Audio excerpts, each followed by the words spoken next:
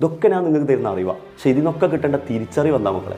വെള്ളം ഹൈഡ്രജനും ഓക്സിജനും ചേർന്നതാണ്, വെള്ളത്തിന് ഉയർന്ന താപധാരിത ഉണ്ട്, വെള്ളത്തിന് സർഫസ് പ്രതലബലം ഉണ്ട് എന്നൊക്കെ പഠിക്കുമ്പോഴും നിങ്ങളെ മൈൻഡിൽ വേണ്ടത് ദാഹിച്ച് വരുന്ന ഒരു കുട്ടിക്ക് എൻ്റെ കയ്യിൽ വെള്ളം ഉണ്ടെങ്കിൽ അത് കൊടുക്കാനുള്ള മനസ്സെനിക്ക് വേണം. പഠിക്കുമ്പോൾ എൻ്റെ മനസ്സിലുണ്ടാവുന്ന തിരിച്ചറിവല്ല, അറിവും തിരിച്ചറിവും. വെള്ളത്തിനെ കുറിച്ച് ഞാനിതൊക്കെ പഠിക്കുമ്പോഴും ആ വെള്ളം ദാഹിച്ച് വലയുന്നവന് കൊടുക്കാവുന്ന ഏറ്റവും വലിയ അമൃതാണ്. അതുകൊണ്ട് ഞാൻ എനിക്ക് മാത്രം കൊണ്ടുവന്നത്, എൻ്റെ മാത്രം സ്വാർത്ഥത. അങ്ങനെ കുറേ പേരുണ്ട്, ഇത് ഞാൻ വാങ്ങിയതല്ലേ, ഞാൻ പൈസ എടുത്ത് വാങ്ങിയല്ലേ, എന്തിനോ ചെയ്യും.